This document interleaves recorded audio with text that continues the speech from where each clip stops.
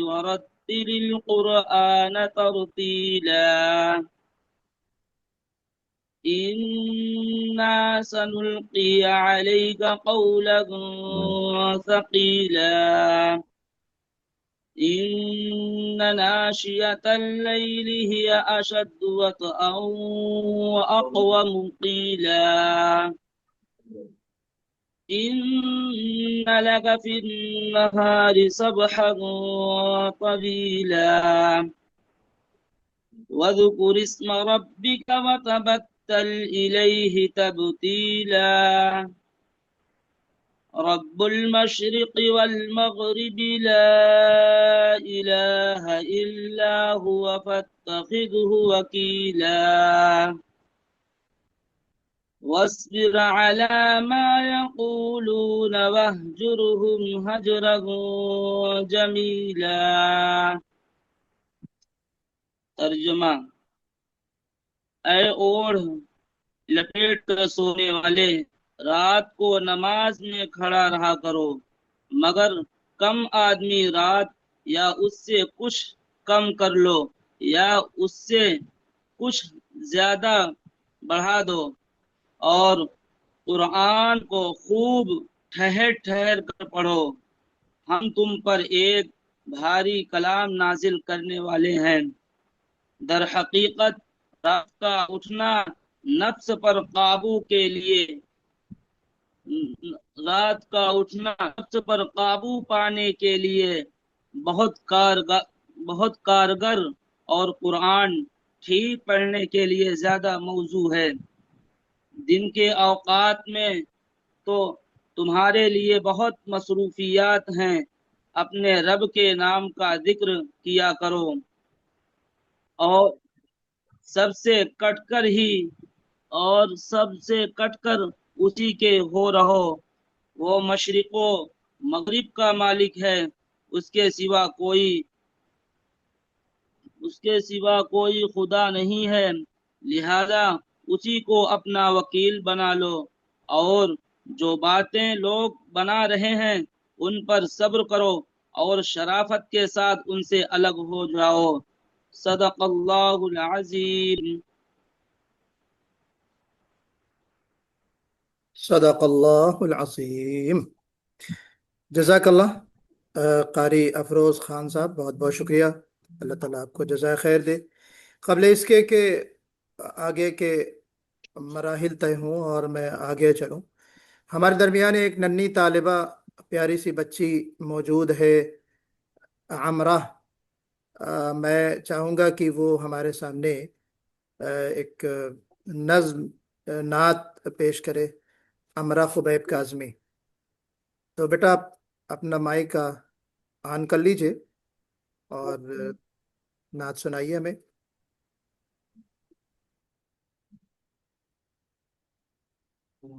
السلام علیکم ورحمۃ اللہ وبرکاتہ وعلیکم السلام ورحمۃ اللہ ہے یہ بات سچ ہے حقیقت یہی ہے نبی آپ کو میں نے دیکھا نہیں ہے نہ دور محمد میں پیدا ہوا میں نہ ساتھی سفر کا کبھی بن سکا میں نہ آقا کی آواز تک سن سکا میں نہ غزوات میں مشرکوں سے لڑا میں نہ ہجرت کی لذت ہوئی مجھ کو حاصل نہ ہو پایا انصار کی صف میں شامل نبی آپ جس دم تھے غار حرا میں کوئی زادرا بھی نہ پہنچا سکا میں مگر سچ ہے یہ بھی قسم ہے خدا کی محبت مجھے آپ سے ہے نبی جی صلی علی سیدنا صلی اللہ علیہ وسلم صلی علی سیدنا صلی اللہ علیہ وسلم مجھے آپ کے گھر سے در سے محبت حضر سے محبت حضر سے محبت، سفر سے محبت، مجھے آپ کے ہر پہر سے محبت، ہر ایک راستے رہ گزر سے محبت، وہ ایمان شق القمر سے محبت، زقن سے دہن سے نظر سے محبت، نبوت کی جس نے گواہی دیا کا ہوس گوہ سے اس حضر سے محبت، یہ بے ڈھنگ سی میری محبت کا تحفہ، کیا اس کی ایجابات کا ہے کوئی رستہ، کیا اس کی ایجابات کا ہے کوئی رستہ، صلی علی سیدنا صلی اللہ علیہ وسلم، صلی علی سیدنا صلی اللہ علیہ وسلم، نہ ابوبکر سامے رفیق سفر ہوں، نہ عثمان حیدر ہوں، نہ میں عمر ہوں، نہ طلحہ نہ حمزہ سعید و سعد ہوں، انس جیسا خادم نہ خالد اسد ہوں، نہ میں ابن عوف زبیر و عبیدہ، نہ میں بود جانا معاذ و قتادہ، نہ رقم نہ حنس بلال اور یحییٰ، نہ مثل اسار اور یاسر نہ اعلیٰ، میں ان سب کے قدموں کے ذروں کا ذرہ، مگر اے نبی آپ کا ہوں میں شیدا، مگر اے نبی آپ کا ہوں میں شیدا، صلی علی سیدنا صلی اللہ علیہ وسلم، صلی علی سیدنا صلی اللہ علیہ وسلم۔ شکریہ، السلام علیکم ورحمۃ اللہ وبرکاتہ۔ وعلیکم السلام ورحمۃ اللہ وبرکاتہ۔ شاباش بیٹا، بہت اچھا بہت اچھا۔ اللہ تعالیٰ تم کو خوب کامیابیوں سے نوازے اور دین کی خادمہ بنائے۔ جزاک اللہ خیر۔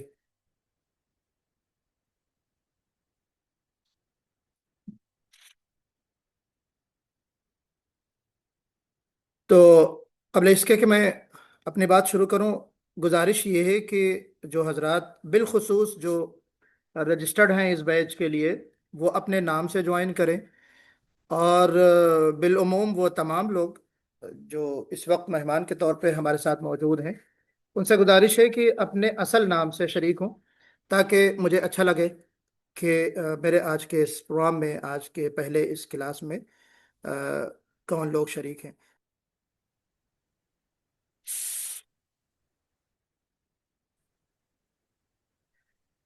بسم اللہ الرحمن الرحیم، الحمد للہ رب العالمین، والصلاة والسلام على أشرف الأنبياء والمرسلين وعلى آله وصحبه أجمعين وعلى من اتبعهم بإحسان إلى يوم الدين، أما بعد، فأعوذ بالله من الشيطان الرجيم، بسم الله الرحمن الرحيم، الذين آتيناهم الكتاب يتلونه حق تلاوته، وقال تعالى ورتل القرآن ترتيلا، قال النبي صلى الله عليه وسلم إن الله يحب أن يقرأ القرآن كما أنزله، وكما قال عليه الصلاة والسلام خيركم من تعلم القرآن وعلمه، اللهم صل على محمد وعلى آل محمد كما صليت على إبراهيم وعلى آل إبراهيم إنك حميد مجيد، وبارك على محمد وعلى آل محمد كما باركت على إبراهيم وعلى آل إبراهيم إنك حميد مجيد، اللهم لا علم لنا إلا ما علمتنا إنك أنت العليم الحكيم، وعلمنا ما ينفعنا وانفعنا بما علمتنا وزدنا علما، وأرنا الحق حقا وارزقنا اتباعه، وأرنا الباطل باطلا وارزقنا اجتنابه، وجعلنا ممن يستمعون القول فيتبعون أحسنه، وأدخلنا برحمتك في عبادك الصالحين. اللهم لا سهل إلا ما جعلته سهلا ولا صعب إلا ما جعلته صعبا رب يسر ولا تعسر وتمم بالخير. آج کے اس بابرکت پروگرام میں، آج کی اس بابرکت محفل میں آپ تمام کا خیر مقدم ہے، پرتپاک استقبال ہے۔ آن لائن تجوید کورس کے 14ویں بیچ میں آپ اس وقت موجود ہیں، اور اس کا یہ ابتدائی کلاس ہے۔ یہ ابتدائی کلاس بھی ہو سکتا ہے، اس کو آپ تعارفی کلاس بھی کہہ سکتے ہیں، انٹروڈکٹری کلاس۔ تو بیشتر ہمارے جو ساتھی ہیں وہ رجسٹرڈ، جنہوں نے تہیہ کیا ہے کہ 3 مہینے کے اس سفر میں ہمارے ساتھ ہوں گے، تو اکثریت آپ لوگوں کی ہے، اور ایک محدود تعداد ان لوگوں کی بھی ہے، چند لوگوں کی جو ہمارے مہمان کے طور پہ اس وقت موجود ہیں۔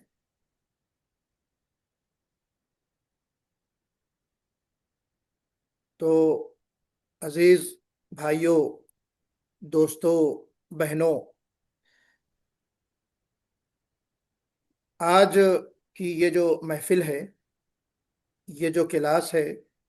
یا یہ جو موقع ہے، یہ بڑا بابرکت موقع ہے۔ ایک عظیم سفر کا آغاز ہے جو آپ کر رہے ہیں۔ یہ جو پروگرام ہے، یہ جو کلاس ہے، کوئی عام کلاس نہیں ہے، اللہ کے کلام کے ساتھ جڑنے کا ایک سفر ہے جس کی آج آپ شروعات کر رہے ہیں۔ ایسا سفر جو ہماری زبان کو درست کرے گا،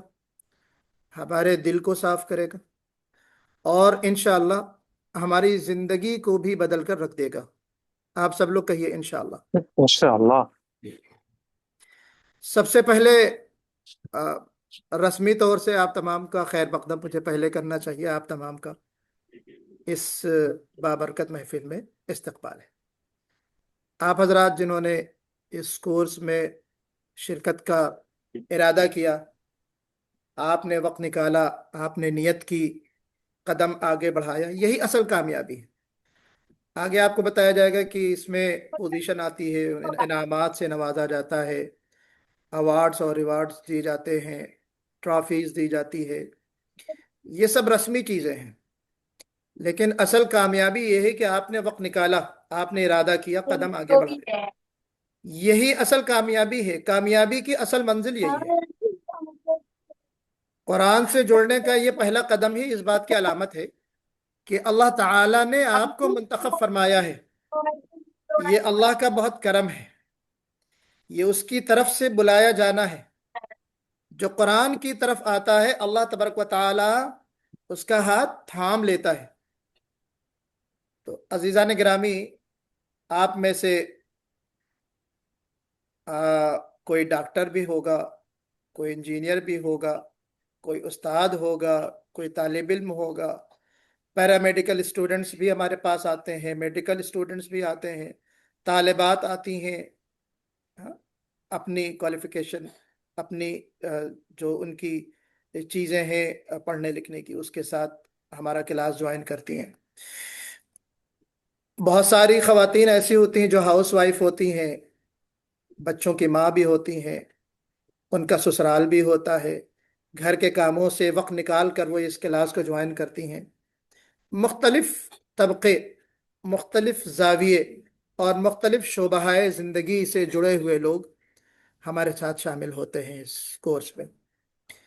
سب کے الگ الگ تعارف ہیں، سب کی الگ الگ پہچان ہے، لیکن اس کورس میں اب تمام لوگوں کی صرف ایک پہچان ہے۔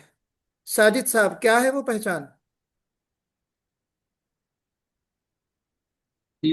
قرآن کی۔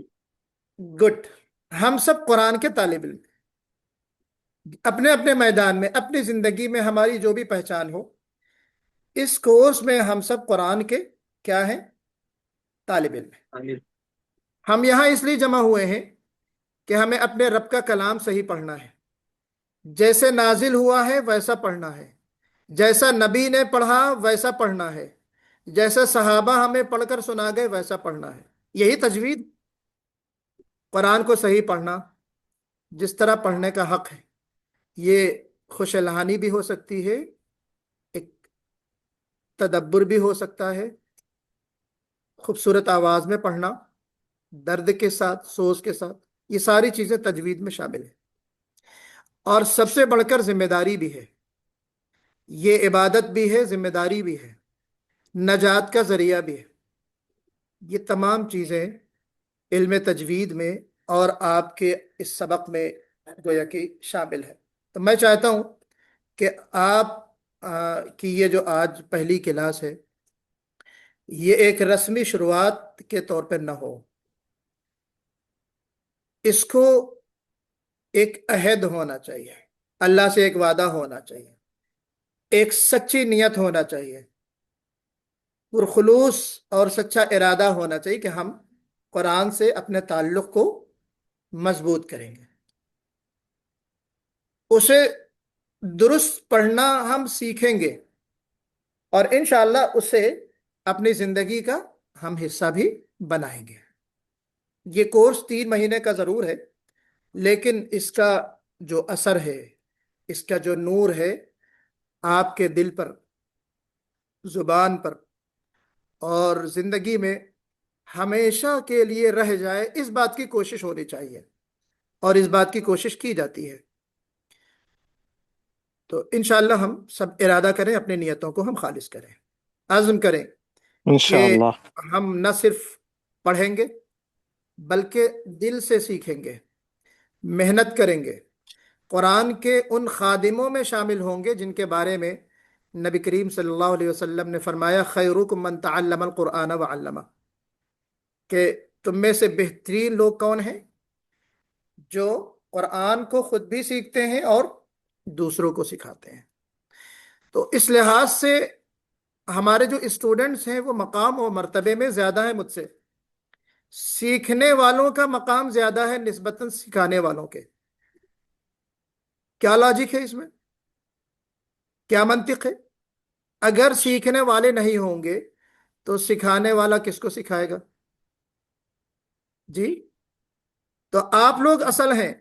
آپ کی وجہ سے یہ مجھے شرف حاصل ہو رہا ہے، مجھے خدمت کا موقع مل رہا ہے۔ یہ گروپ میرا بڑا چھوٹا گروپ ہے، چونکہ ابھی چھٹیاں بھی شروع ہو رہی ہیں، تو اس وجہ سے بہت زیادہ رجسٹریشن ہوئے نہیں، اور پھر رجسٹریشن جو ہوتے ہیں ان میں بھی کچھ کرائٹیریا ہوتا ہے، اس میں سے چھانٹتے ہوئے ہم ایک لمیٹڈ تعداد ہی رکھتے ہیں، 15 میکزیمم 20، اس سے زیادہ تعداد ہماری نہیں ہوتی۔ اس کا ایک خاص مقصد ہے کہ ہم پوری توجہ ایک ایک طالب علم پہ ہم دینے کی کوشش کرتے ہیں، تجزیہ ہوتا ہے، ان کی جو عملی تجوید ہوتی ہے ہم سنتے ہیں، باریک باریک غلطیاں ہوتے ہیں ہم اس کو بتاتے ہیں، اور اصلاح کی کوشش ہوتی ہے۔ تو تعداد بہت محدود ہوتی ہے، اور اس بیچ میں تو تعداد اور بھی کم ہے۔ تو اس لحاظ سے آپ تمام کے لیے ایک چیلنج یہ بھی ہے کہ آپ جہاں قرآن سیکھ رہے ہیں وہاں اپنی مارک شیٹ کو بھی بہتر آپ بنا سکتے ہیں، رینک اوپر کرنے کی کوشش کیجئے،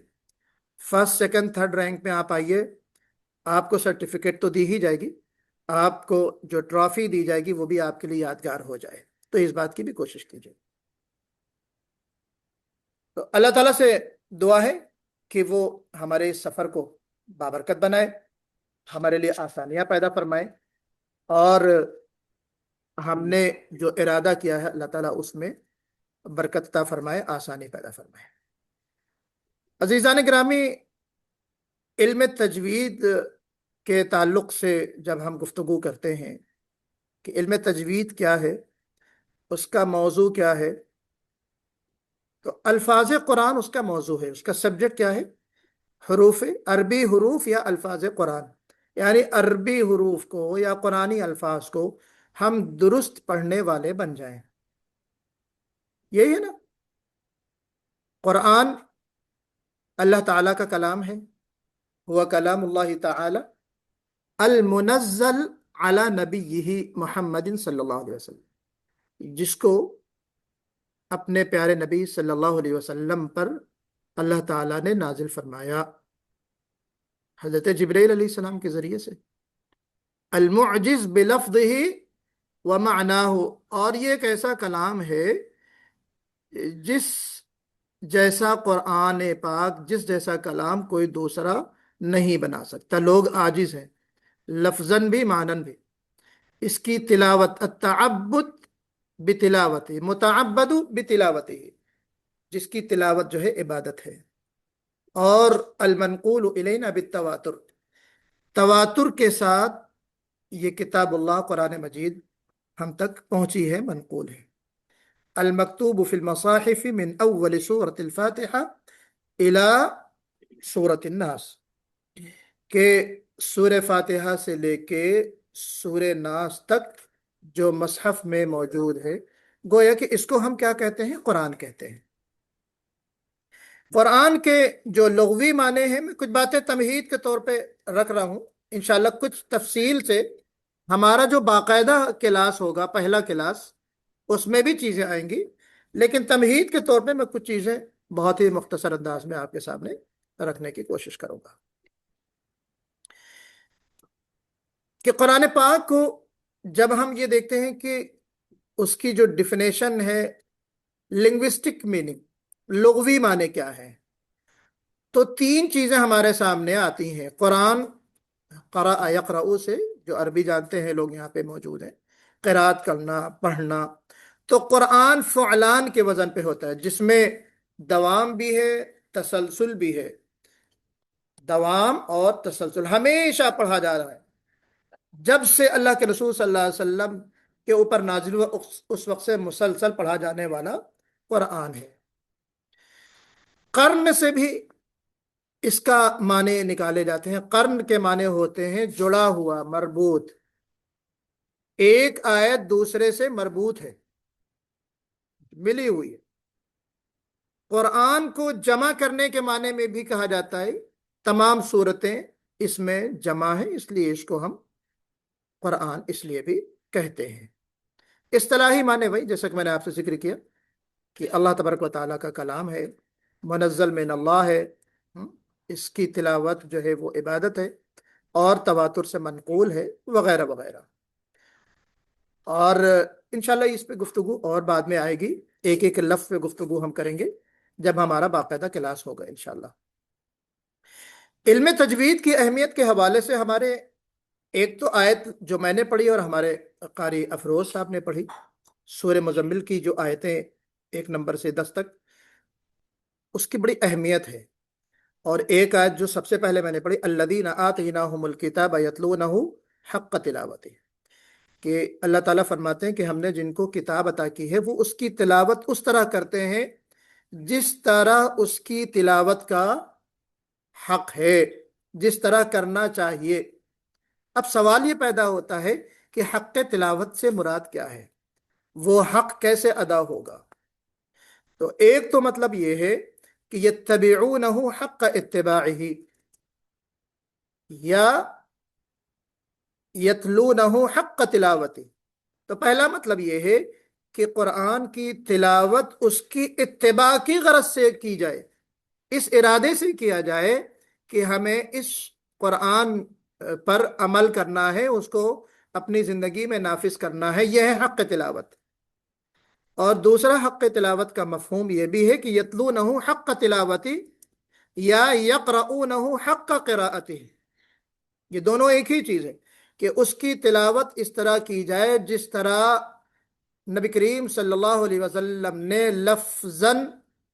لفظی طور پہ اپنے صحابہ کو پڑھ کر بتایا۔ یقرؤونہ حق قراءتی، اس کے الفاظ کی ادائیگی اس طرح ہو، اس کی تلاوت اس طرح ہو جس طرح حضرت جبرائیل علیہ السلام نے اللہ کے رسول کو پڑھ کر بتایا، اللہ کے رسول صلی اللہ علیہ وسلم نے اپنے پیارے صحابہ کو پڑھ کر سکھایا، اور صحابہ نے تابعین کو، تابعین نے تبع تابعین کو، سینہ بسینہ ہم تک تواتر کے ساتھ جس انداز میں، جن تجویدی احکامات کے ساتھ ہم تک پہنچا ہے، اس طرح ہم پڑھنے والے بن جائیں، یہ ہے حق تلاوت۔ جی پھر آئیے ہم یہ بھی دیکھتے ہیں کہ جو ابھی تلاوت کی گئی، ورتل القرآن ترتیلا، آپ پوری سورے کو آپ دیکھ لیجئے، میں کوشش کروں گا کہ مختصر ہو جائے بات میری۔ پوری سورہ آپ دیکھیے کہ اللہ کے رسول صلی اللہ علیہ وسلم کے اوپر اولین جو وہی شروعات ہی کی وہی نا اقرا کے بعد جو بالکل ابتدائی روایتیں ہمیں ملتی ہیں جو آیتیں نازل ہوئیں سورہ نازل ہوئی یہ ان میں سے ایک ہے اے اوڑھ لپیٹ کر لیٹنے والے قم اللیل الا قلیلا رات کو اٹھیے قیام کیجئے مگر تھوڑا نصفہ نصف کیجئے او انقص یا اس سے کچھ کم کر لیجئے یا نصف سے کچھ زیادہ کر لیجئے اسٹینڈرڈ وقت آدھا نصف لیل اس سے کچھ کم بھی کر سکتے ہیں کچھ زیادہ بھی کر سکتے ہیں اب رات میں قیام میں کرنا کیا ہے قم اللیل الا قلیلا نصفہ او انقص منہ قلیلا او زد علیہ کرنا کیا ہے ورتل القرآن ترتیلا کہ اللہ کے رسول صلی اللہ علیہ وسلم کو جو یہ بھاری امانت عطا کی گئی اس امانت کے متحمل ہونے کے لیے اس امانت کو کما حقہ ادا کرنے کے لیے جس چیز کی ضرورت ہے وہ طاقت کہاں سے ملے گی وہ طاقت جو مطلوب ہے وہ ملے گی قیام لیل سے وہ ملے گی قیام لیل سے اور قیام لیل کا اصل کام کیا ہے قیام لیل میں کیا کرنا ہے ترتیل قرآن کہ قرآن پاک کو ترتیل سے پڑھا جائے اب یہاں پہ سوال یہ پیدا ہوتا ہے کہ ترتیل کیا ہے اچھا کمال کی بات دیکھیں ترتیلہ کے بعد انا سنلقی علیک قولا ثقیلا کہ ہم آپ کو ان قریب ایک ایسا کلام عطا کرنے والے ہیں آپ پر نازل کرنے والے ہیں جو بھاری کلام ہے تو میں نے یہاں پہ 2 سرکل بنائے ہیں رتل القرآن پہ اور قولا ثقیل اس پہ میں آپ کی توجہ تھوڑا سا مبذول کروانا چاہتا ہوں کہ یہ جو بھاری ذمہ داری ہے جو آپ صلی اللہ علیہ وسلم پر جو اتاری گئی ذمہ داری ان کو مکلف بنایا گیا نبوت کی ذمہ داری اب وہ ذمہ داری کس کے اوپر آ گئی انبیاء کے ہم وارث ہیں نا یہ تو ہم سب جانتے ہیں اور انبیاء کا وہ جو کام تھا وہ اب ہمیں کرنا ہے امت مسلمہ کو تو پتہ یہ چلا کہ جس قول ثقیل کا تحمل کرنے کے لیے یا اس بھاری کلام کو برداشت کرنے کے لیے جو طاقت اللہ کے رسول صلی اللہ علیہ وسلم کو عطا ہوئی قیام لیل اور ترتیل قرآن کے ذریعے سے ہمیں بھی وہی سورس اختیار کرنا ہے وہی ذریعہ اختیار کرنا ہے اور ہمیں بھی وہیں سے طاقت لینا ہے تو پتہ یہ چلا کہ ترتیل قرآن یہ نہیں کہا کہ قرآن پڑھو قیام لیل میں اقرأ القرآن نہیں کہا جی یہ نہیں کہا اللہ کے نبی سے کہ آپ رات میں قیام کریں اور قرآن پڑھیں نماز میں تہجد کی نماز میں نہیں بلکہ کہ قرآن کو ترتیل کے ساتھ پڑھو اور پھر ترتیل سے قرآن پڑھو گے تو پھر کیا ہوگا انا سنلقی علیک قولا ثقیلا کہ تمہارے لیے پھر یہ جو ہے قول ثقیل ہم جو نازل کریں گے یہ تمہارے لیے آسان ہو جائے گا آگے کے آیتوں میں آپ نے سنا حضرت علی رضی اللہ تعالیٰ عنہ سے جب پوچھا گیا کہ یہ ترتیل قرآن کیا ہے تو اللہ کے رسول صلی اللہ علیہ وسلم کے پیارے پیغمبر داماد رسول صلی اللہ علیہ وسلم حضرت علی نے کیا فرمایا کہ ہوا تجوید الحروف ومعرفت الوقوف کہ ترتیل یہ ہے کہ حروف کو الفاظ قرآن کو اچھے انداز میں ادا کرنا اور وقف اور تلاوت کے جو اسٹارٹ کرنے کے جو احکامات ہیں ان سے واقفیت ان کو جاننا تو احکام وقف کا جاننا یہ گویا کہ جزو ثانی اور جزو اول حروف کو درست پڑھنا گویا کہ پوری تجوید کیا ہے پوری کی پوری ترتیل کیا ہے 2 حصوں میں ہے حروف کی صحیح ادائیگی اور احکام وقف بہت اہم چیز ہے تب جا کے آپ اس قول ثقیل کے متحمل ہو سکتے ہیں اب یہاں بات جب ہم قول ثقیل کی کریں گے تو ظاہر بات ہے کہ آپ کہیں گے کہ قول ثقیل فزیکلی ہے مادی طور پہ ہے یا معنوی طور پہ ہے عزیزان گرامی مادی طور پر بھی ہے جی مادی طور پہ بھی ہے، یعنی اس وحی کے نزول کی وجہ سے جو اللہ کے رسول صلی اللہ علیہ وسلم کے اوپر جو بوجھ پڑتا تھا اس کی مختلف شکلیں ہیں، جو وحی کی کیفیات تھیں یا جو انداز تھے۔ ایک وحی کا انداز یہ تھا کہ ایک گھنٹی سی کی آواز، سلسلۃ الجرس، اس طرح آواز آتی تھی۔ فرشتوں کا انسانی شکل میں آنا، حضرت جبرائیل علیہ السلام، یا جو پچھلے طریقے رہے ہیں، فرشتہ کا اپنی اصل شکل میں آنا، یہ طریقہ رہا ہے۔ رؤیا صالحہ جو انبیاء کا خواب ہوتا ہے، وہ بھی ایک وحی کی کیفیت ہوتی ہے، وحی کی قسم ہوتی ہے۔ اور خود براہ راست کلام الہی، ایسا بھی موقع ہوتا ہے، جی براہ راست اللہ تعالیٰ ہم کلام ہوتا ہے اپنے نبی سے، یہ بھی ایک وحی کی کیفیت ہے۔ اور نفث فی الروع، یہ بھی ایک قسم ہے، یعنی اللہ تعالی اپنے نبی کے دل میں القاء کر دیتا ہے وہ ہدایت، وہ بات جو اس کی امت کو پہنچانا ہوتا ہے، وہ اس کے دل میں اللہ تعالیٰ ڈال دیتا ہے۔ تو یہ جو وحی کی کیفیات ہیں، یہ آپ نے اس سلائیڈ میں دیکھا۔ اب یہاں پہ جو قول ثقیل مراد ہے، جسمانی بھاری پن، تو آپ دیکھیے کہ جب پہلی وحی نازل ہوئی تو ہمیں روایت ملتی ہے نا، حضرت خدیجہ رضی اللہ تعالیٰ، ام المؤمنین حضرت خدیجہ رضی اللہ تعالیٰ عنہ کے پاس آپ گھبرائے ہوئے آئے، زملونی زملونی یا دثرونی دثرونی، مجھے اڑھاؤ مجھے اڑھاؤ، مجھے ڈھانپو، یعنی اس کی ہیبت، اس کا بھاری پن، اس کا بوجھ اتنا محسوس ہوا۔ حضرت زید بن ثابت فرماتے ہیں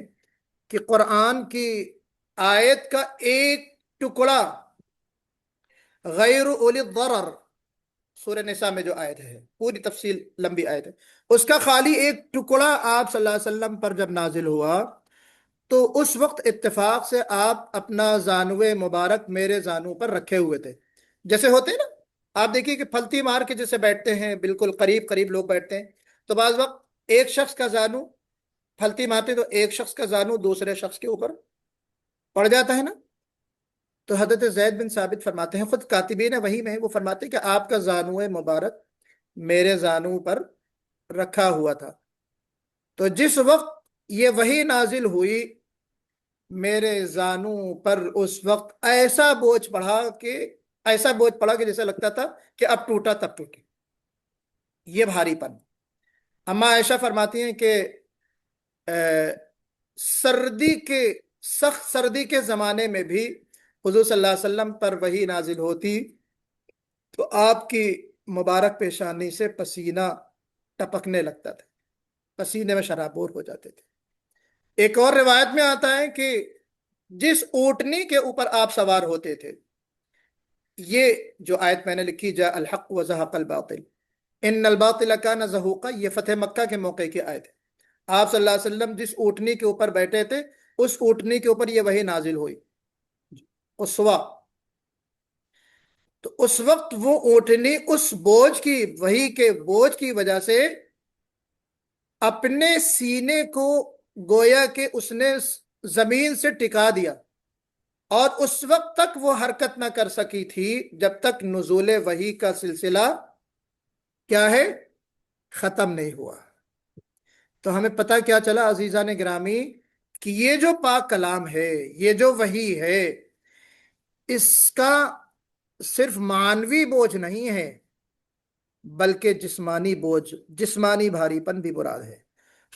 تو یہ بہت عظیم کلام ہے، یہ بڑا پاک کلام ہے، اور یہ جو سلسلۃ الجرس کی کیفیت ہے، یہ سب سے سخت کیفیت مانی جاتی ہے، اور اس لحاظ سے بھی بھاری کلام ہے کہ یہ عظیم الشان پیغام ہے، قرآن مجید کا پیغام ہے، بہت وسیع ہے، بہت عمیق پیغام ہے۔ اس کی معنویت کے لحاظ سے دنیا اور آخرت کے جو مسائل ہیں، عقائد ہیں، عبادات ہیں، معاشرتی اصول، سارے شامل ہیں۔ تو یہ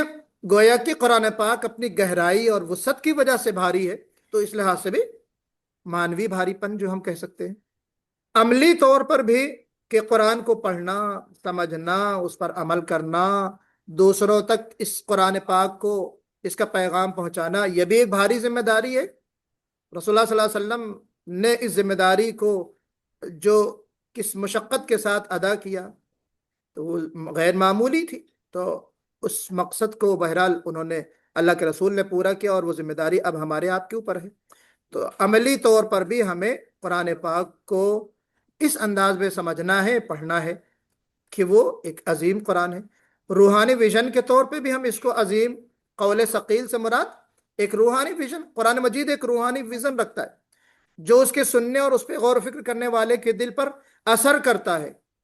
یہ روحانی بوجھ بھی اس کی عظمت کی وجہ سے، اس کی حقیقت کی عکاسی کرتے ہوئے گویا کہ اس کے اوپر اثر کرتا ہے۔ تو بہت ساری باتیں ہو سکتی ہیں، میرا موضوع چونکہ بہرحال یہ نہیں ہے، تو کہنے کا مقصد یہ ہے کہ یہ جو قول ثقیل ہے، جو مادی اور جسمانی طور سے بھی بھاری ہے اور معنوی طور پہ بھی اس کی بہت ساری وجوہات ہیں کہ وہ عظیم ہے اور قول ثقیل ہے، تو اس کا ہمیں متحمل ہونا ہے یا نہیں ہونا، اس کے پیغام کو عام کرنا ہے کہ نہیں کرنا ہے؟ کرنا ہے، بے شک کرنا ہے۔ تو اس لحاظ سے ہمارے آپ کے لیے یہ جو کورس ہے جس میں ہم قرآن پاک کو درست پڑھنے کی کوشش کرتے ہیں، ہمیں ہمارے لیے یہ بہت مبارک موقع ہے۔ ورتل القرآن ترتیلا کی جو تفسیر لوگوں نے کی ہے، بیضاوی میں، تفسیر بیضاوی میں لکھا ہے جود القرآن تجویدا، کہ قرآن پاک کو اچھے انداز میں پڑھنا، تجوید الحروف و معرفت الوقوف، حضرت علی کا قول جیسا کہ میں نے آپ سے نقل کیا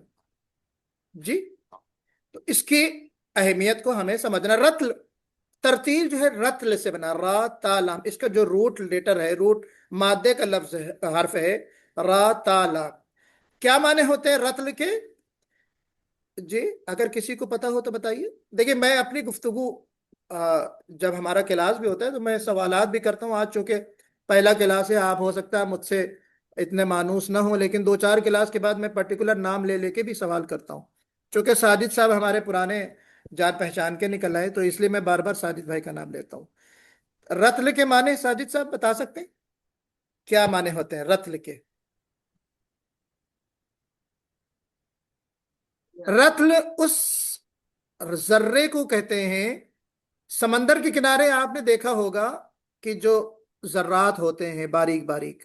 جو ریت کے، بالو کے جو ذرات ہوتے ہیں، آپ مٹی میں لپٹے ہوئے ہوتے ہیں، اس کو آپ اگر صاف کر دیں تو چمک اس میں جو پیدا ہوتی وہ رتل ہوتی ہے، کہ یعنی اس کو آلائش سے، گندگی سے، مٹی سے پاک کر دیں، صاف کر دیں، رگڑ دیں تو کیسا چمکتا ہوا پتھر ہوتا ہے نا، اس کو رتل کہتے ہیں۔ بات سمجھ میں آ گئی نا؟ تو یہ جو رتل ہے یہ ہے اصل میں، اسی کو حضرت عبداللہ ابن عباس ہیں، حضرت عبداللہ ابن مسعود ہیں، مختلف انداز میں اس کی تعریف کی ہے کہ ترتیل کیا چیز ہے، ترتیل کیا چیز ہے۔ چنانچہ حضرت عبداللہ ابن عباس رضی اللہ عنہ فرماتے ہیں کہ قرآن پاک کو کھول کر واضح انداز میں پڑھنا، یعنی جلدی جلدی نہ پڑھنا، ٹھہر ٹھہر کر پڑھنا، یہ گویا کی ترتیل ہے۔ اور عبداللہ ابن مسعود رضی اللہ تعالیٰ عنہ کی ایک بڑی پیارا جو قول ہے وہ یہ ہے کہ آپ نے فرمایا کہ لا تحد القرآن کحد الشعر، کہ قرآن پاک کو اس طرح مت پڑھو، اتنی تیزی سے نہ پڑھو جیسے نائی اپنے بال کاٹتا ہے۔ کیا خوبصورت اسلوب ہے، کیسے قینچی چلتی ہے نا، ہم کسی کو کہتے ہیں نا کہ اس کی زبان قینچی کی طرح چل رہی ہے، کھٹ کھٹ کھٹ کھٹ کھٹ چل رہی ہے، تو جیسے بالوں کو کترتا ہے نا ناؤ،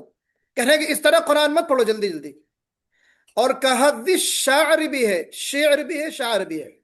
شعر کہیں گے تو یہ بال، اور شعر کہیں گے تو گویا کہ اس طرح جس طرح شاعر اشعار پڑھتا چلا جاتا ہے، اس کی الفاظ کی ادائیگی ہوتی چلی جاتی ہے، مفہوم اس کا پیچھے رہ جاتا ہے۔ تو یہ دونوں معنی بھی مراد لیے ہیں۔ فرمایا کہ ولا تنثروه نثر الدقل، نثر الدقل، دقل کہتے ہیں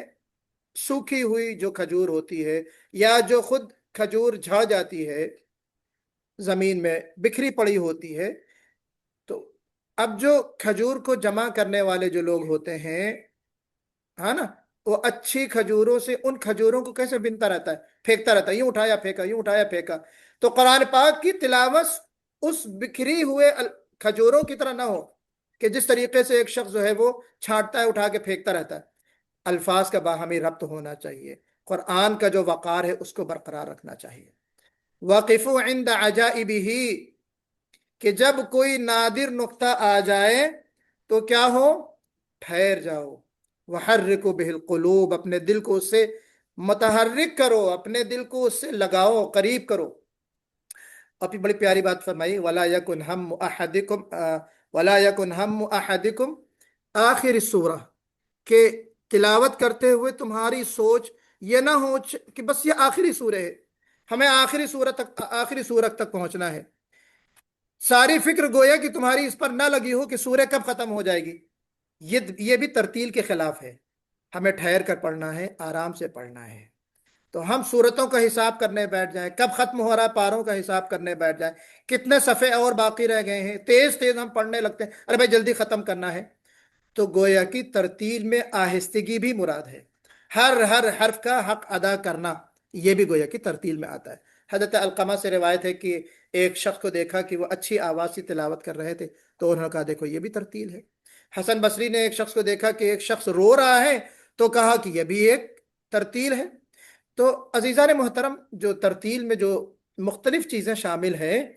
بنیادی طور پہ کہ الفاظ قرآن کو ہم درست پڑھنے والے بن جائیں. اس میں آہستگی بھی ہے، اس میں طمأنینت بھی ہے جس کو ہم اطمینان کہتے ہیں، اس میں ٹھہراؤ بھی ہے، اس میں سمجھنا اور غور و فکر بھی کرنا ہے، اس میں خوش الحانی اور خوش آوازی کے ساتھ تلاوت کرنا ہے، کھول کھول کر ہر حرف کو اچھے انداز میں ادا کرنا بھی ہے. اور خوش الحانی جس کو ہم نے حسن صورت کہا، سوز ہونا چاہیے، بے قراری ہونی چاہیے، رونا بھی چاہیے. اور روئیں گے کب؟ قرآن کو پڑھتے ہوئے رلائی کب آئے گی؟ تبھی تو آئے گی جب ہم اس کو سمجھنے والے بن جائیں گے. تو ہم ترتیل کے ساتھ ساتھ ہم اس کا ترجمہ بھی پڑھیں اور اس پہ تدبر بھی کریں، تب جا کے وہ ترتیل میں چیزیں شامل ہوں گی. بات سمجھا گئی؟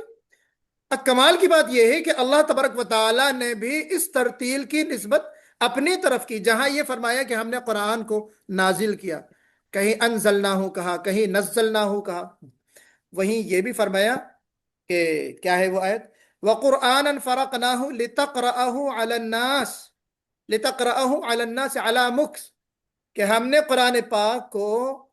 تھوڑا تھوڑا کر کے الگ الگ کر کے اتارا، تاکہ لوگوں پر الگ الگ کر کے اتارا تھوڑا تھوڑا کر، تاکہ لوگوں کے لیے پڑھنا آسان ہو جائے، آسان ہو جائے. مکس کہتے ہیں مہلت کے ساتھ، ٹھہراؤ کے ساتھ، ہے نا. دوسری جگہ فرمایا کہ ورتلناہ ترتیلا، سورہ فرقان میں غالباً نا، کہ ورتلناہ ترتیلا، ہم نے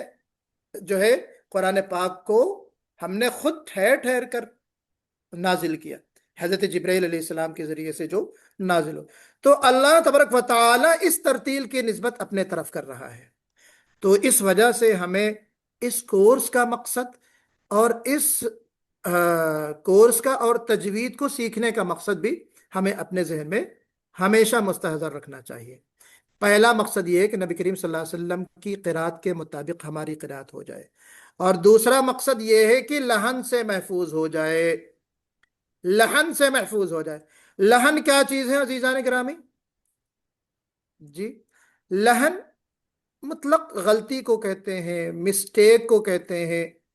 جو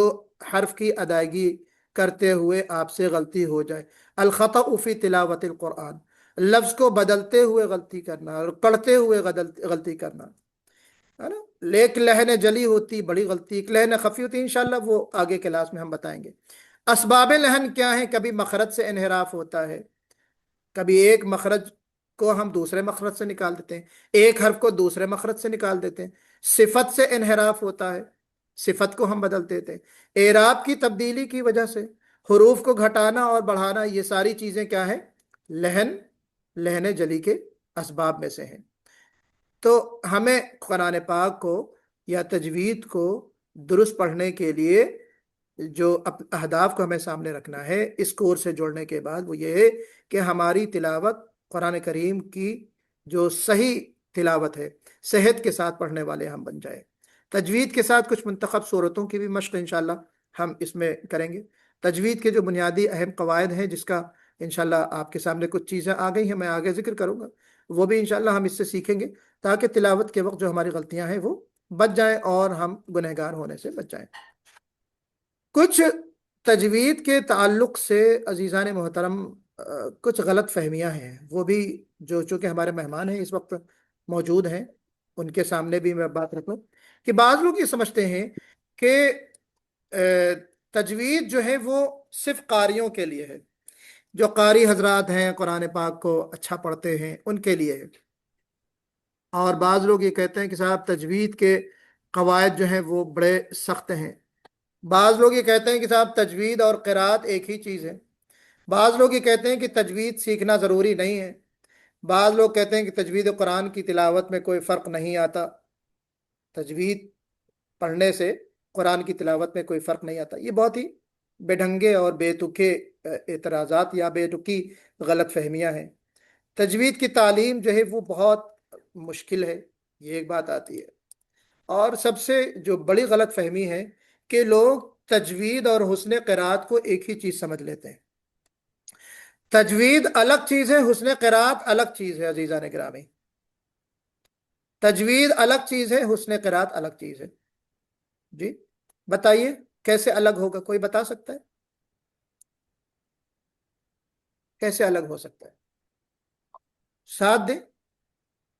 ہمارا ساتھ دیں، کچھ بھی بتائیں، یہ فکر مت کریں کہ آپ غلط بتا دیں گے تو کوئی آپ کو کوئی ٹوکے گا یا کوئی ملامت آپ کو کرے گا، نہیں، ہم اس کلاس کو بالکل اوپن رکھ کے چلتے ہیں، کوئی اس میں روک ٹوک نہیں ہوتی، ہم چاہتے ہیں کہ ہمارے ساتھ آپ بھی شریک ہوا کریں۔ بہرحال یہ پہلا کلاس ہے، تو تجوید کو، الفاظ قرآن کو درست پڑھنا، حسن قرات الگ ہے، تجوید کو صحیح مخارج کے ساتھ، احکام کے ساتھ، اس کی صفات کے ساتھ غنہ اور مد ہو، یہ ایک الگ چیز ہوتی ہے، اور آواز کا تعلق جو ہوتا ہے وہ فطری چیز ہوتی ہے، آپ کو کیسے لہ کرنا ہے، کیسے اوپر آواز اٹھانا ہے، کیسے آپ کو نیچے گرانا ہے، یہ باقاعدہ جو چیزیں ہوتی ہیں اس کا تعلق حسن قرات سے۔ بعض لوگوں کی فطری طور پہ آواز کیا ہے، بہت اچھی آواز ہوتی ہے، خوبصورت آواز ہوتی ہے، اور بعض لوگ یہ ہے کہ ان احکامات کا خیال کرتے ہوئے اپنی تلاوت کو خوبصورت بنا دیتے ہیں، یہ بھی ایک چیز ہوتی ہے۔ تو ہمیں اس چیز کو بہرحال سمجھنا ہے، پہلی چیز تو یہ ہے کہ علم تجوید جو ہے وہ جو یہ کہا جاتا ہے کہ قاریوں کے لیے ہے، یہ بات غلط ہے۔ حقیقت یہ کہ تجوید ہر مسلمان کے لیے اہم ہے، اس کو سیکھنا فرض ہے، قرآن کو صحیح طریقے سے پڑھنا ہر مسلمان کی ذمہ داری ہے۔ تجوید کے قواعد سخت جو کہے جاتے ہیں وہ یہ ہے کہ دیکھیے ابتدائی طور پر پیچیدہ ضرور محسوس ہوتے ہیں، آپ کو محسوس ہوگا، لیکن ان کو جب آپ سیکھ لیں گے تو یہ قواعد پڑھائی کے اعتبار سے، تلاوت کے اعتبار سے، پڑھائی کے دوران، تلاوت کے دوران جو ہے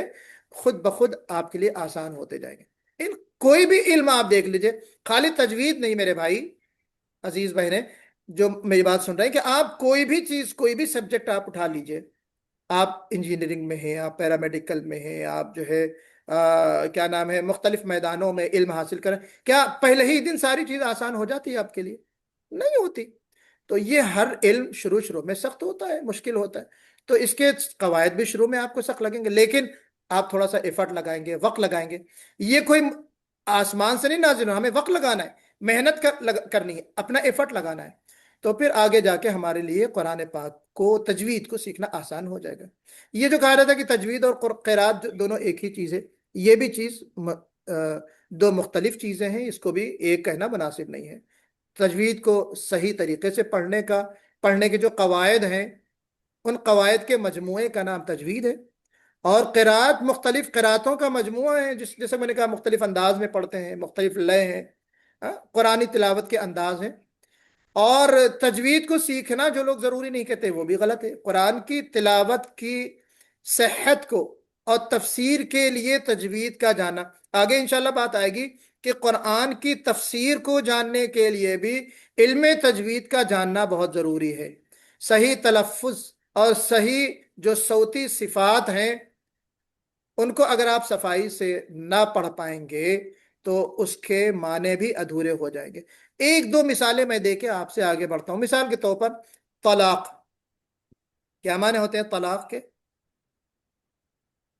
کیا معنی ہوتے ہیں طلاق کے معنی؟ چھٹکارا۔ طلاق، ایک شوہر اپنی بیوی کو طلاق دے دیتا ہے، جدا طلاق ہونا۔ چھوڑنا، طلاق معنی چھٹکارا۔ اب وہی طلاق اگر طلاق کوئی کہہ دے تے سے تو جسٹ اپوزٹ معنی ہو جائیں گے، ہے نا؟ کیا معنی ہو جائیں گے طلاق کے؟ ملاقات کے، یوم الطلاق، ملاقات کا دن، قیامت کے ناموں میں سے ایک نام ہے نا۔ تو طلاق، جبکہ تا کا مخرج اور تا کا مخرج دونوں ایک ہے، لیکن صفت میں فرق ہے۔ صفت کے فرق کی وجہ سے آپ دیکھیے کہ معنی بدل گئے۔ جہاں چھٹکارا ہو رہا تھا وہاں ملاقات ہو رہی ہے۔ تو یہ ہے اصل۔ مثال کے طور پر آپ دیکھیے وَلَسَوْفَ يُعْطِيكَ رَبُّكَ، جی حافظ صاحب بتائیے، وَلَسَوْفَ يُعْطِيكَ رَبُّكَ فَتَرْضَى، ضاد، یہ ضاد جو ہے نا بڑا ٹپکل حرف ہے، اس پہ بڑی محنت کرنی ہے ہمیں۔ ضاد ہر آدمی سے نہیں نکل پاتا ضاد۔ اب اس کو اگر فتردا کہہ دیں، بعض لوگ جو ہے ہمارے ہاں ایک بحث چلتی ہے کہ ضاد کو دال پڑھنا ہے، وَلَضَّالِّينَ پڑھنا ہے۔ اگر فتردا کو فتردا پڑھ دیا تو معنی کیا ہو جائیں گے؟ فتردا کے معنی یہ ہوتے ہیں ضاد کے ساتھ کہ آپ کا رب عنقریب آپ کو اتنا نوازے گا کہ آپ خوش ہو جائیں گے، اور فتردا کا مطلب یہ ہو جائے گا آپ کا رب آپ کو عنقریب اتنا نوازے گا کہ آپ تباہ و برباد ہو جائیں گے۔ ردی ہم اردو میں وہیں سے تو لے کے آئے نا، ردی لفظ، یہ چیز ردی ہے یعنی خراب ہے، تو نعوذ باللہ آپ خراب ہو جائیں گے، اللہ کے رسول کی شان میں گستاخی ہو گئی۔ تو تجوید سے قرآن کی تلاوت میں کوئی فرق نہیں ہوتا یا فرق نہیں پڑتا، یہ ان کے لیے میں نے یہ بات مثال رکھی۔ بہت ساری مثالیں ہو سکتی ہیں۔ وَعَصَىٰ آدَمُ رَبَّهُ فَغَوَىٰ، عصا معنی ایک یہ ہوتے ہیں کہ اللہ کے اپنے رب کی اس نے نافرمانی کی، اور عصا سین سے کہہ دیں گے عصا رب تو پرہیز شاید کے معنی ہو جاتے ہیں، بالکل معنی بدل جاتے ہیں، ہے نا۔ عظیم معنی ہوتا ہے عظیم، بڑا عظمت والا، اور عظیم اگر ہم حمزہ سے یا الف سے کہہ دیں گے عظیم تو مصیبت کے معنی میں ہو جاتا ہے، جی کرائسس جس کو ہم کہتے ہیں۔ تو عزیزان گرامی، اس چیز کو ہمیں سمجھنا ہے کہ تجوید کا سیکھنا ضروری ہے، یہ کوئی معمولی کام نہیں ہے، اور اس کے مقصد کو بھی ہمیں سمجھنا ہے۔ اور جناب آگے ہم یہ دیکھ لیتے ہیں، بات آگے جا رہی ہے کہ قرآن کو تجوید کے ساتھ پڑھنے کی جو فضیلت ہے، انشاءاللہ آگے بات آئے گی کہ وہ شخص جو قرآن پاک کو اچھے انداز میں پڑھتا ہے وہ معزز اور نیک فرشتوں کے ساتھ قیامت کے دن ہوگا۔ اللہ کے رسول نے فرمایا کہ زین القرآن باصواتکم، کہ اپنے آوازوں سے قرآن کو زینت بخشو۔ اور پھر ایک جگہ فرمایا کہ اللہ کے رسول نے فرمایا کہ جو قرآن کو اٹک اٹک کے پڑھتا ہے اس کے لیے دوہرا اجر ہے نا۔ حدیث آپ نے سنی آپ میں سے کسی نے کہ اگر قرآن کو کوئی شخص اٹک اٹک کے پڑھتا ہے تو اس کے لیے دوہرا اجر ہے۔ تو اب آپ کو دوہرا اجر پسند ہے یا سنگل اجر پسند ہے؟ ایک بات لاجیکل منطقی ایک سوال ہے، آپ کو دوہرا اجر پسند ہے؟ جی بتائیے، دوہرا اجر پسند ہے، ڈبل ثواب چاہیے آپ کو یا سنگل ثواب چاہیے؟ ظاہر بات ہے کہ دوہرا چاہیے، لیکن یہاں پہ اگر قرآن کو اٹک اٹک پڑھ رہا ہے کوئی شخص تو اس کو تو دوہرا مل رہا ہے ثواب۔ تو ہم تو چاہیں گے کہ ہم ہمیشہ اٹک اٹک کے پڑھیں کیونکہ ہمیں ڈبل ثواب مل رہا ہے نا، ڈبل اجر مل رہا ہے۔ نہیں، یہاں پہ جو اجر ہے اس کی جو کوالٹی ہے وہ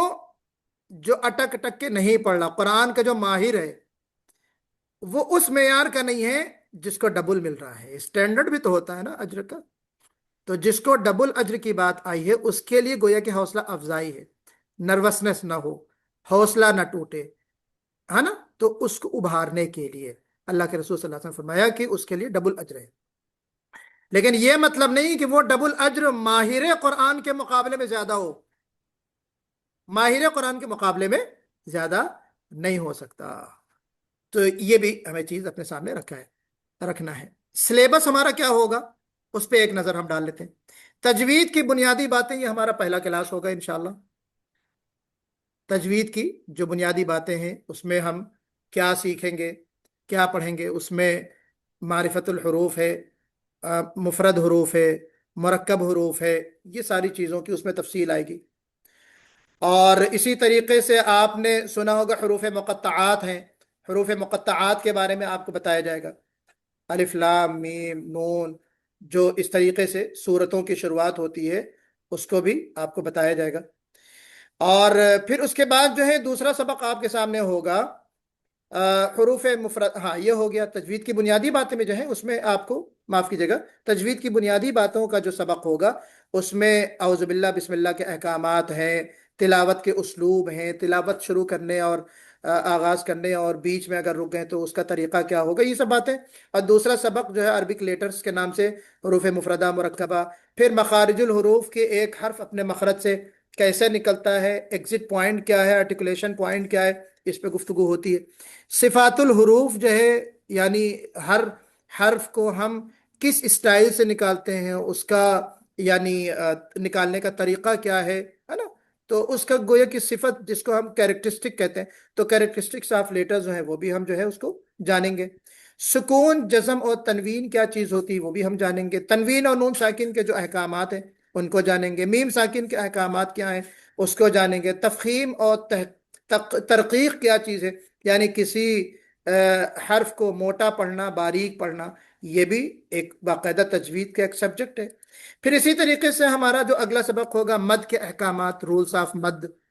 کس حرف کو لمبا کھینچنا ہے، کیوں کھینچنا ہے، کتنا کھینچنا ہے۔ پھر اگلا سبق ہمارا احکام الوقف والابتداء ہوگا، اسٹاپ اینڈ اسٹارٹ کے جو رولز ہوتے ہیں وہ۔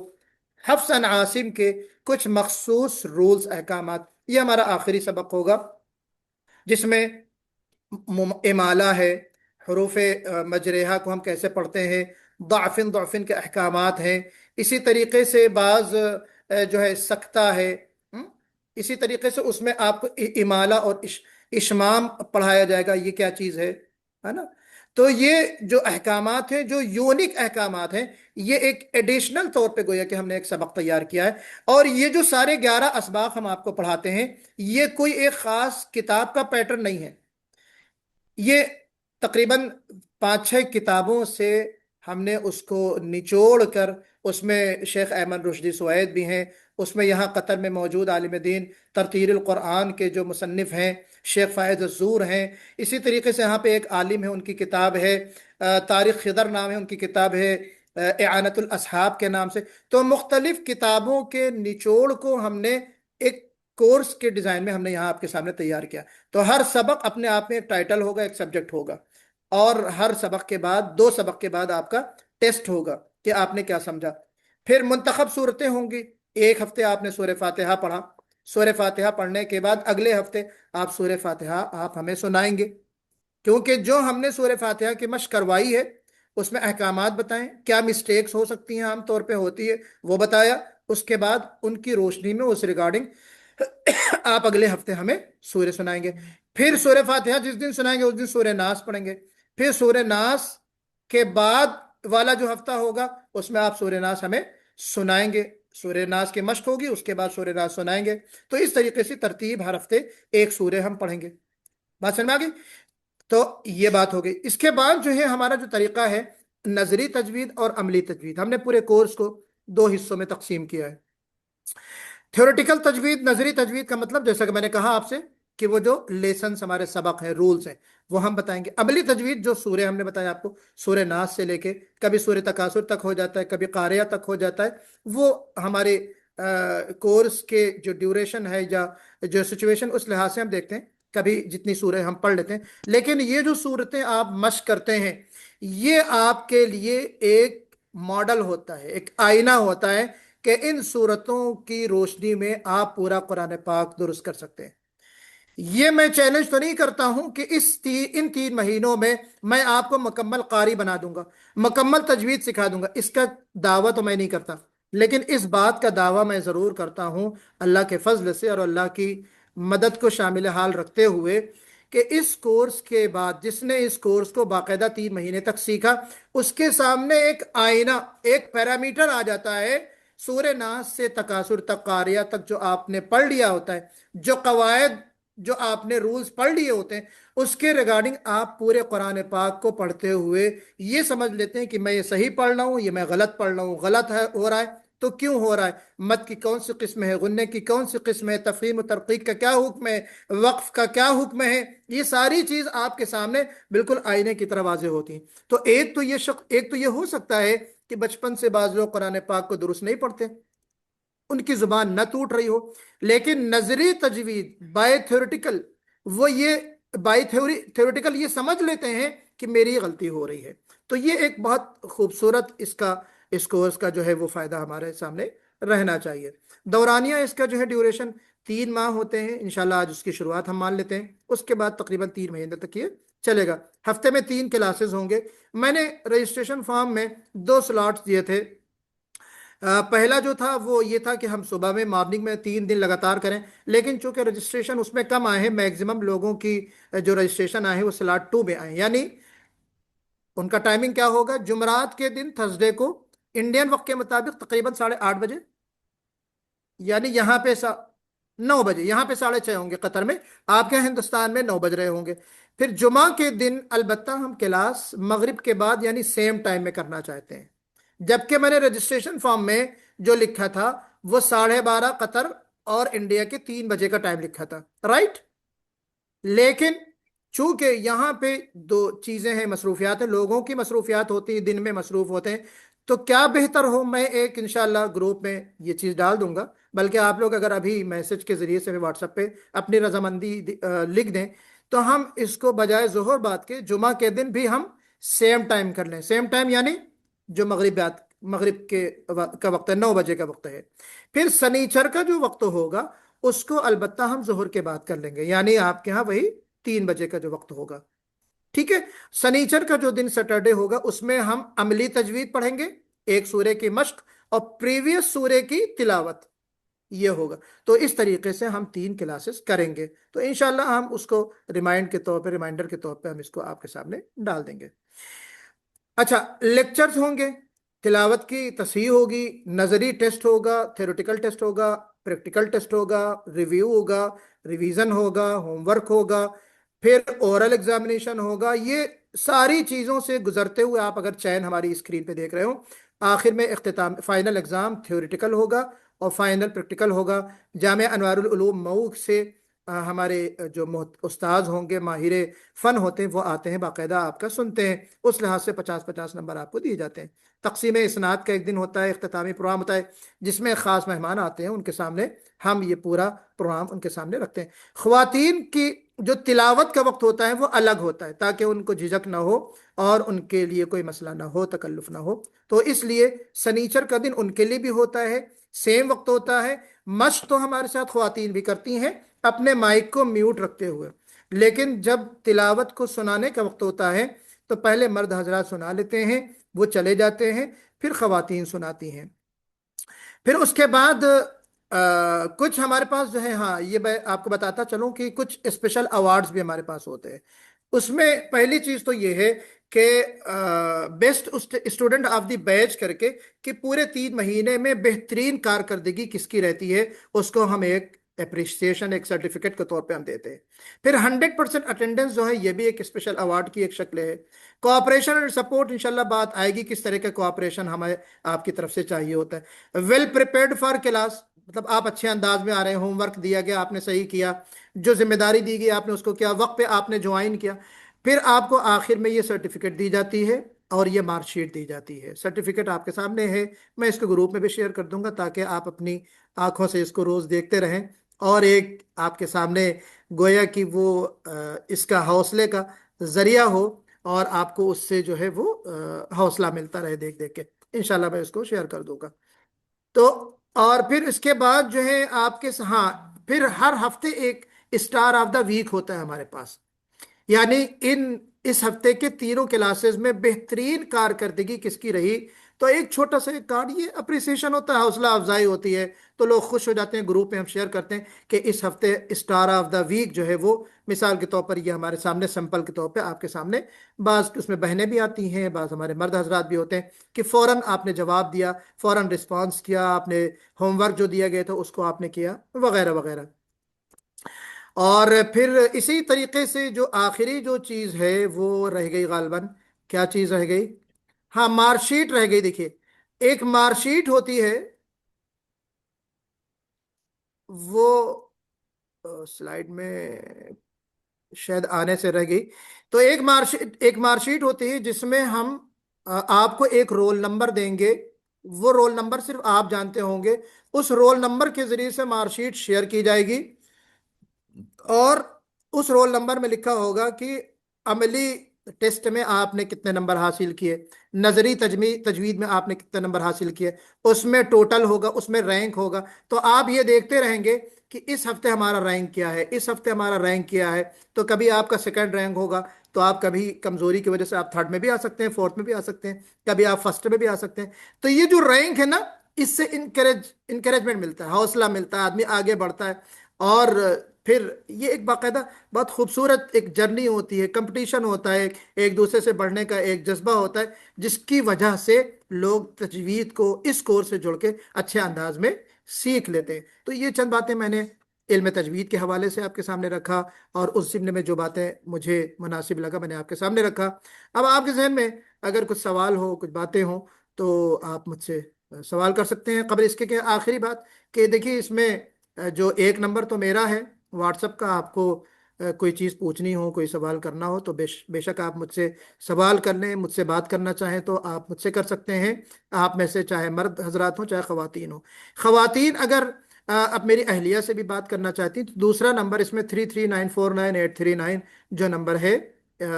وہ آپ مثال کے طور پر ریمائنڈر ڈال دیتی ہیں، ہے نا، آپ کو اور کچھ چیزیں جو اہم کلاس سے متعلق ہیں وہ ڈال دیں گی، تو خواتین کے کچھ مسائل ہوں تو وہ ہماری اہلیہ سے عام طور پہ رابطہ کرتی ہیں، تو آپ اس نمبر سے بھی رابطہ